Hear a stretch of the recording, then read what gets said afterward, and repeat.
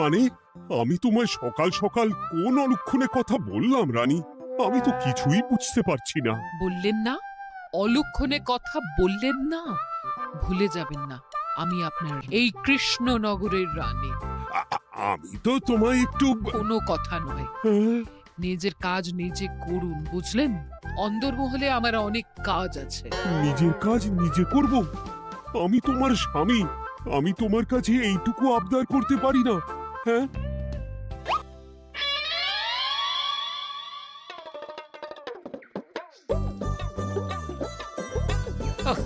আজ গিন্নির সাথে বচসা করতে গিয়ে দেরি হয়ে গেল। মহারাজ আবার আমার দেরি দেখে রেগে না যান।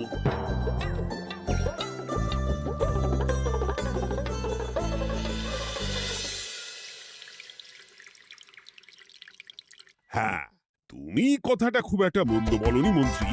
এতে রাজ্যবাসীরও উপকার হবে আর রাজকোষেরও খুব একটা চাপ পড়বে না। তাহলে মহারাজ সব ঘরে ঘরে এই বার্তা পৌঁছে দিই। কি এত বড় সাহস তোমার? আমার মুখে মুখে কথা বলছো? যাও, বেরিয়ে যাও বলছি আমার চোখের সামনে থেকে। তোমায় আর দেখতে চাই না। আমি আবার কি বললাম মহারাজ? কি বললে মানে? কি বলতে বাকি রাখলে শুনি? বলছিলাম কি, অপরাধ নেবেন না মহারাজ, সেনাপতি তো। চুপ, একদম চুপ। আমি মরছি নিজের জ্বালায় আর তুমি ওই ভুল ভাল বলে আমার মাথা বিগড়ে দিতে চাইছো।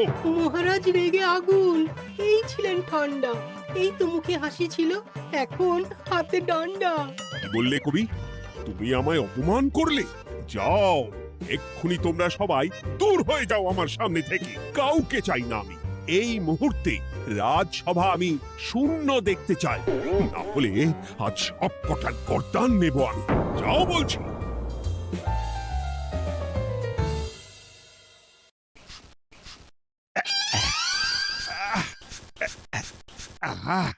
একটু শান্তি হলো। ভেবেছিলাম রাজসভায় করব তাই রে নাই রে, রাজা দিলেন ঘর ধাক্কা, এখন সবাই বাইরে। সে তো তোমার জন্য, তুমিই তো বেমক্কা একটা এমন কবিতা বললে। কেন এইভাবে চড়ছেন মন্ত্রী মশাই? দোষ তো আপনারও। আপনি তো কি একটা বলে রাজা মশাইয়ের মাথা গরম করে দিলেন। আমি আবার কি বলেছি? আরে মহারাজ তো সেনাপতির ওপর রেগে গেলেন। আরে বাবা, আমি আবার কি করলাম? পণ্ডিত মশাই কি সব বলে দিলেন, তখনই তো মহারাজ। এই আমার নামে একটা অসাধু বাক্য বললেই আমি কিন্তু। এ কি কাণ্ড!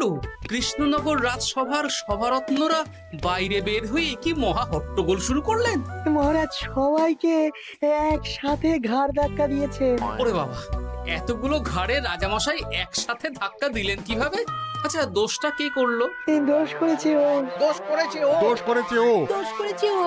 এবারেও কেউ একমত হতে পারলেন না কে দোষ করেছে। আচ্ছা বেশ, কি হয়েছে কেউ একটা খুলে বলুন দেখি। আমি বলছি, মহারাজ বেশ খোশ মেজাজি ছিলেন, কিন্তু হঠাৎ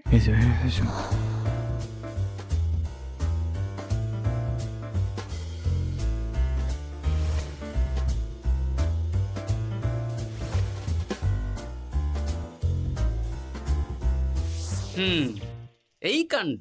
এ তো ভারী অদ্ভুত রোগ মনে হচ্ছে। মহারাজের আচমকা মাথায় রক্ত চড়ে গেল নাকি? হ্যাঁ, মহারাজ আপনাদের রাজসভায় ডেকেছেন। ওরে বাবা না, যাব না গো আমি, আমার কাছে আমার প্রাণ সবচেয়ে দামি। আমিও যাব না, নির্ঘাত মহারাজ গর্দান নিতেই ডাকছেন। আমিও যাব না গোপাল, আমারও প্রাণের বড় মায়া। আচ্ছা, এটা কি কোনো কথা হলো? হ্যাঁ, প্রাণের মায়া কার নেই বলুন তো? আর মহারাজ যে গর্দান নিতেই ডাকছেন তার কি কোনো মানে আছে? অন্য কারণও তো হতে পারে। তুমি কি করে বুঝলে? হ্যাঁ, বুঝতে পারিনি, তবে আন্দাজ করেছি। তোমাদের কথাতেই শুনলাম মহারাজ খোশ মেজাজেই ছিলেন, সহসা রেগে গেছেন। আবার যে সহসা খোশ মেজাজেই ফেরেননি, তাই কি বলা যায়? এটা তুমি বলনি তো বন্ধু, চলো সবে ফিরিয়ে আনি রাজসভার ছন্দ। আরে গোপাল, এসো এসো এসো। তা এত দেরি করলে কেন? বাকিরা কোথায়? তারা আসছেন মহারাজ। আপনি তাদের ডেকেছেন, তাদের ঘাড়ে কটা মাথা যে তারা আসবেন না। কিন্তু মহারাজ, আমি অন্য কথা ভাবছি। কি কথা গোপাল? আপনি নাকি সভায় আজ হঠাৎ সবার উপরে রেগে গিয়ে তাদের সভা থেকে বের করে দিয়েছেন মহারাজ। এ কি সত্যি মহারাজ? আরে না না গোপাল, মোটেও না। বলতে পারো আমি সবার সাথে একযোগে একটা রসিকতা করছিলাম। আমি দেখছিলাম সবাই আমার রসিকতা কেমন বুঝতে পারে। তাই নাকি? আসলে তুমি ছিলে না বলেই এরা কেউ আমার রসিকতা ধরতে পারেনি। এ কি সত্যি মহারাজ? আপনি সত্যি আমাদের উপর কোনো রাগ করেননি? হুম, এ কি, এই সব কিছুই আপনার রসিকতা ছিল?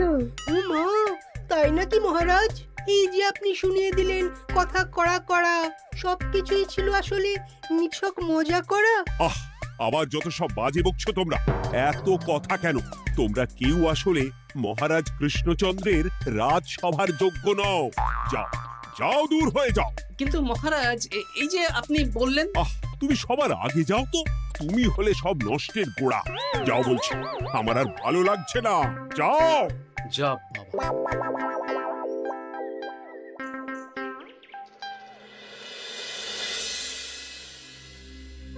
কি বুঝছেন? না না না, আমি তো সবই ঠিক দেখছি রানীমা। হ্যাঁ, এটা ঠিক যে নারীর গতি কিঞ্চিত চঞ্চল বটে, তবে তা তো হতেই পারে। বাকি সবটাই ঠিকই আছে। তাহলে এমন হচ্ছে কেন? মহারাজ এইভাবে যখন তখন রেগে যাচ্ছেন কেন? আজ শুনলাম আপনাদের সভা থেকে দুবার বের করে দিয়েছেন, আবার ফিরিয়ে এনেছেন। হুম, হুম, হুম। আমি ওষুধ পাঠিয়ে দিচ্ছি, আর মহারাজের কিঞ্চিত বিশ্রামের দরকার। হ্যাঁ, তোমার মাথা আর আমার মুন্ডু। বলি, আমি বিশ্রাম নিলে রাজকার্যকে চালাবে শুনি তুমি, নাকি ওই অকর্মার ঢেকি মন্ত্রী? না মানে ওই আমি। যাও, আর আমার কথা বলতে ভালো লাগছে না। আমাকে একটু একা থাকতে দাও।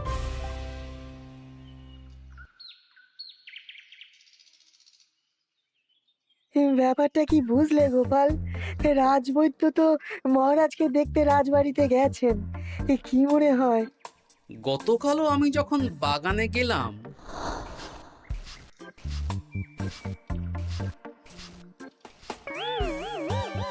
গোপাল, তোমার কি মনে হয় মহারাজকে কোন রোগে ধরেছে? এই রেগে যাচ্ছেন, আবার এই মাথা ঠান্ডা হয়ে গিয়ে ডেকে পাঠাচ্ছেন। আমি বলি কি গোপাল, তখন সবার সামনে বলিনি বটে, তবে এখন তোমার সামনে স্বীকার করতে বাধা নেই। কি কথা বিজ্ঞানী? মহারাজের এই রাগের কারণ হয়তো আমি। আমার মনে হয় আমার দোষেই উনি এরকম বারবার রেগে যাচ্ছেন। কেন? আসলে মহারাজ আমাকে একটা মাথা যন্ত্রণা সারার ওষুধ আবিষ্কারের দায়িত্ব দিয়েছিলেন, তো আমি অনেক চেষ্টা করেও সেই ওষুধটা আবিষ্কার করতে পারিনি। যেটা আবিষ্কার করেছি তাতে সেরকম কাজ হচ্ছে না। আমার মনে হয় ওনার মাথা ব্যথা থেকে এরকম হচ্ছে। সে যাই হোক, তুমি কিছু একটা করো গোপাল। মহারাজের অসুখ কিভাবে সারানো যাবে সেটা নিয়ে কিছু একটা ভাবো। ভাবতে তো হবেই। আজ সন্ধেবেলায় তুমি তোমার বাড়িতে বাকি সভাসদদের ডেকে আনো, আমি সমাধান সঙ্গে নিয়ে সময় মতো চলে আসবো। আচ্ছা বেশ, তাই হবে। আমি এখনই বাকিদের খবর দিয়ে দিচ্ছি। আর বিজ্ঞানী, একটু এদিকে এসো তো, একটা কথা আছে।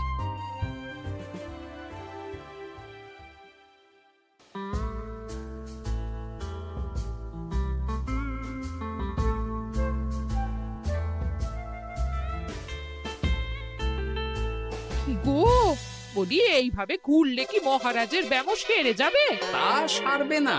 তার চেয়ে এক কাজ করি, কিছুটা আলু আর ছোলা সেদ্ধ করেছি, তার সাথে নুন, লঙ্কার গুঁড়ো আর লেবু দিয়ে মেখে আলু কাবলি বানিয়ে দিই, কি বলো? হ্যাঁ, দাও দাও দাও, মন্দ হয় না।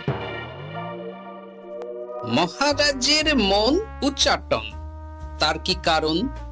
মাঝে মাঝে আসছেন আর মহারাজ রেগে আগুন হয়ে যাচ্ছেন, আবার যেই সে ব্যামো ঠিক হয়ে যাচ্ছে মহারাজ সেই আগের মতন। তার উপর আবার সভাসদেরা মনে করছে তাদেরও কোনো দোষ আছে। তাহলে দুয়ে দুয়ে চার করতে হবে, কিন্তু কিভাবে কিভাবে কিভাবে? এই নাও আলু কাবলি খেয়ে পেট ঠান্ডা করে নাও দেখি। বেশ কিছুদিন আগে বিজ্ঞানী লেবুর রসের জাদুর কথাই তো বলছিল। আজ আচ্ছা গিন্নি, তুমি তোমার বিয়ের সময় তোমার বাবার মুদির দোকানের একটা কাঠের ছোট বাক্স পেয়েছিলে না, যাতে শ্বশুর মশাই মোহর রাখতেন? উমা, সে বাক্স তো ঝুলকালি মেখে আছে গো, তা দিয়ে তোমার কি হবে? ঝুলকালি লেগেছে? বাবা বাবা বাবা, তাতে তো আমার কাজ আরো ভালো হবে। যাও যাও যাও, নিয়ে এসো দেখি। আমি ততক্ষণে বেশ খানিকটা অদৃশ্য কালি বানিয়ে ফেলি। না না, আমি তো বলছি মহারাজের কোনো রোগ নেই, সামান্য উদ্বেগ ছাড়া আর কোনো সমস্যাই নেই মহারাজের। তাহলে মহারাজ আমাদের এই তুর্কি নাচন কেন নাচাচ্ছেন শুনি, মস্করা করে? তাই তো উত্তর জানা চাই তো। আর এই যে এত জরুরি তলব পাঠিয়ে গোপাল আমাদের ডেকে পাঠালো, তার তো টিকিরও দেখা নেই। গোপাল কি করবে শুনি? যে রোগ আদপেই নেই সেই রোগ কিনা ওই গোপাল ছাড়াবে? আমার তো বিশ্বাসই হয় না। বিশ্বাসে মিলায় বস্তু, তর্কে বহু দূর, তাই না মন্ত্রী মশাই? পেলে গোপাল, মহারাজের রোগ সারাবার কোনো উপায় পেলে? আচ্ছা গোপাল, রাজবৈদ্য বলেছেন মহারাজের কোনোই অসুখ নেই, তা তুমি কি সারাবে শুনি? হ্যাঁ, রোগ হয়তো রাজবৈদ্য মশাই ধরতে পারেননি, কিন্তু কিছু তো আছেই যার জন্য মহারাজ এমন আচরণ করছেন, তাই না? তা তুমি বলো না মহারাজ এমন কেন করছেন, আর কি তার সমাধান? এক এক করে বলি। আমি ভেবে দেখলাম এর জন্য আমরাই দায়ী। বলো কি? আমরা সবাই কোনো না কোনো সময়ই মহারাজের রাগের কারণ হয়েছি, তাকে আঘাত দিয়েছি, বিষণ্ণ করেছি। ইচ্ছে করে করিনি হয়তো, কিন্তু করেছি। আর মহারাজ সেই সব কথা বুকে চাপা দিয়ে রেখেছেন। তুমি বলতে চাইছো অতীতে সেই সব ভুলের কারণেই মহারাজ এমন করছেন? আমার তো তাই মনে হয় সেনাপতি। আচ্ছা তর্কের খাতিরে যদি তাই ধরে নি, তাহলে এখন আমাদের কি করণীয়? আমরা তো কাল যন্ত্রে চেপে অতীতে ফিরে যেতে পারবো না যে সেই সব ভুলগুলো শুধরে দেব। তা হয়তো হবে না, কিন্তু কিংকর্তব্য বিমূঢ় বাবার আদেশ যদি মানি, তাহলে এই সমস্যার সমাধান সম্ভব মন্ত্রী মশাই। কি বললে? ত্রিকালজ্ঞ বাবা কিংকর্তব্য বিমূঢ়, সে আবার কি গোপাল? আছেন একজন জ্ঞানী ব্যক্তি, আমার খুব পরিচিত। তার দেওয়া একটা উপদেশ আমার জানা আছে। আমার বিশ্বাস তাতে মহারাজের এই সমস্যার সমাধান হয়ে যাবে। কি করে শুনি? এই কালি হলো অদৃশ্য কালি। কলম দিয়ে অদৃশ্য কালিতে কাগজের উপর লিখতে হবে। কি লিখতে হবে? লিখতে হবে যে মহারাজের সাথে অতি সাম্প্রতিক কালে আমরা যা যা অন্যায় করেছি তাই লিখতে হবে। কোনো মিথ্যে কথা লেখা যাবে না। তবে চিন্তা নেই, অদৃশ্য কালি, ফলে কেউ কারো লেখা পড়তে পারবে না। এইবার এই কাগজ ভাঁজ করে ফেলে দিতে হবে এই বাক্সে। বাক্সে তালা, তার চাবি থাকবে মন্ত্রী মশাইয়ের কাছে। আবার আমার কাছে কেন? পরে যাতে কোনো সন্দেহ না করেন, যা সন্দেহবাতিক মৌন আপনার। বললে এইবার এই বাক্স সারা রাত নদীর ধারে বটতলায় পড়ে থাকবে, চাঁদের আলো পান করবে। তারপর সকালে আমরা সবার সামনে এই বাক্স ফেলে দেব নদীর জলে। সবার অন্যায় সারা রাত চাঁদের আলো পান করে শুদ্ধ হয়ে ভেসে যাবে নদীর জলে। ব্যাস ব্যাস, আমরা সবাই পাপ মুক্ত হয়ে যাব। একদম সবাই শুদ্ধ হয়ে যাব, আর মহারাজের ব্যামো সেরে যাবে। কিন্তু তুমি কোনো চালাকি করছো না তো গোপাল? অদৃশ্য কালিতে লেখার সাথে আমি আর কোন চালাকি করব মন্ত্রী মশাই? দেখুন, আমি একটা কাগজে লিখছি। কি কিছু বোঝা যাচ্ছে? সত্যি তো কিছু বোঝা যাচ্ছে না যে আদৌ কিছু লেখা হয়েছে কি হয়নি। তাহলে লেখা শুরু করা যাক। এক এক করে লিখুন আর কাগজ ভাঁজ করে বাক্সে ভরে দিন। আর হ্যাঁ, একদম মিথ্যে কথা লিখবেন না, তাহলে কিন্তু লেখাগুলো অদৃশ্য থাকবে না, ফুটে উঠবে। আচ্ছা গোপাল, বুঝেছি। কলম কালি মন, লেখে 3 জন, মিথ্যে কথা লিখে দিলেই ঘটবে অঘটন। আমি বাক্সটা নদীর পাড়ে সঠিক জায়গায় রেখে আসব। তারপর কাল সকালে সবাই মিলে এই বাক্স ফেলে দেব নদীর জলে। ঠিক আছে?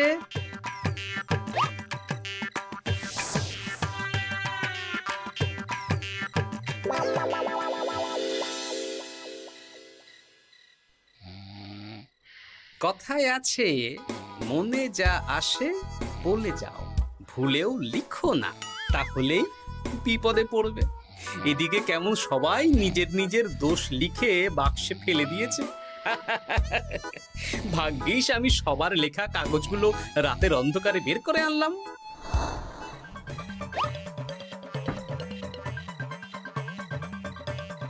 এইবার এই কাগজগুলো ঢুকিয়ে দিলেই কেল্লা ফতে। এখন সবার পাপের স্বীকারোক্তি আমার হাতের মুঠোয়।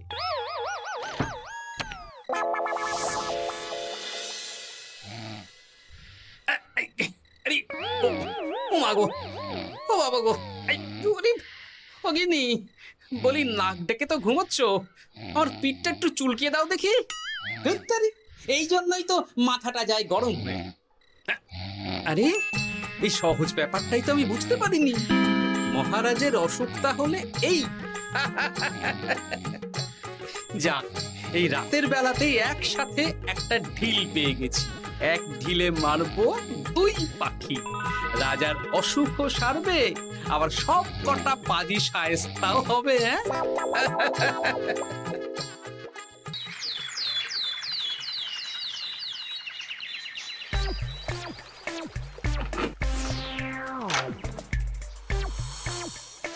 কি এইবার শান্তি হয়েছে তো মন্ত্রী মশাই? যেমন অদৃশ্য লেখা ছিল সেরকমই আছে তো? কিন্তু এতে কি মহারাজের রোগ সেরে যাবে? যাবে না মানে? মনে করুন সেরে গেছে।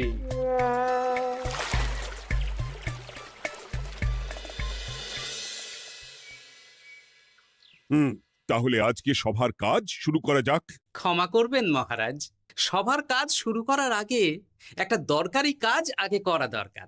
না হলে আবার কখন আপনি আমাদের কারো উপর রেগে যাবেন আর আমাদের সভা থেকে তাড়িয়ে দেবেন তার তো ঠিক নেই, তাই না?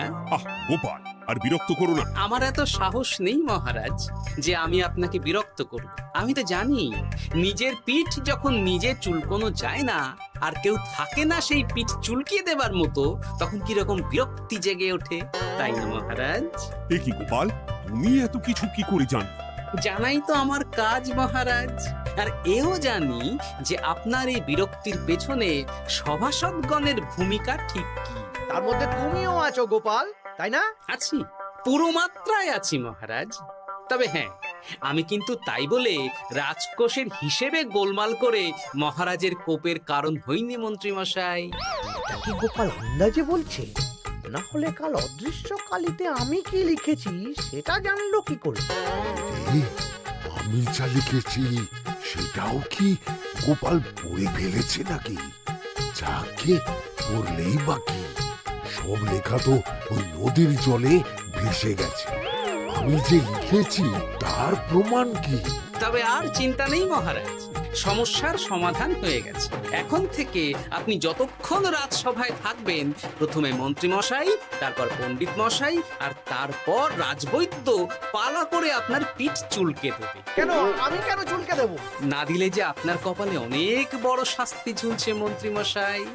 রাজকোষে যে জালিয়াতি আপনি করেছেন তার স্বীকারোক্তি আমি হাজির করব যে মহারাজের সামনে।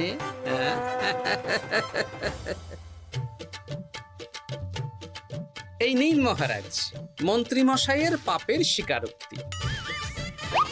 আপনি আগে মন্ত্রী মশাইয়ের লেখাটা পড়ুন, তারপর একে একে সকলের স্বীকারোক্তি দিচ্ছি।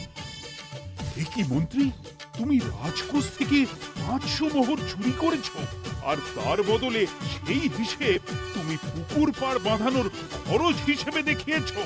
এই সেরেছে, এটা ফুটে উঠলো কি করে? সে অনেক কাণ্ড মন্ত্রী মশাই, বাকিদের সবারটাই আছে, এত জেনে কাজ কি? না না, জানতে তো হবেই। তাহলে শুনুন, এই অদৃশ্য কালি আসলে লেবুর রস। গতকাল রাতে আমি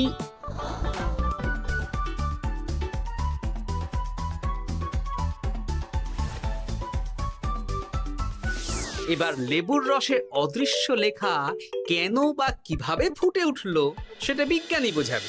লেবুর রসে লেখা আগুনের তাপে ধরলে ফুটে ওঠে, কারণ লেবুর রসে থাকা অম্ল কাগজের সাথে থাকা শ্বেতসারের সাথে বিক্রিয়া করে এবং তাপ পেলে সেই বিক্রিয়া দ্রুত হয়ে কাগজের শ্বেতসার রাসায়নিকভাবে পরিবর্তিত হয়ে গাঢ় রং ধারণ করে।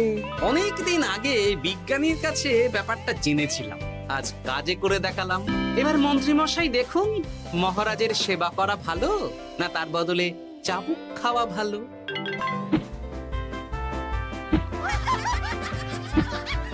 ওরে বাবা না, না, উফ! আগে যেমন বুনো ওল তেমনই তো বাঘা তেঁতুল হবে মন্ত্রী মশাই। যা, রাজা মশাইয়ের মেজাজ আবার বিগড়ে যাওয়ার আগেই কাজ শুরু করে দিন ও বাকিদেরকে সেবা করার সুযোগ করে দিন। আজ থেকে ভুল হলে শুধরে নেব ভুলকে। মন্ত্রীমশাই মহারাজের পিঠ দেবে চুলকে।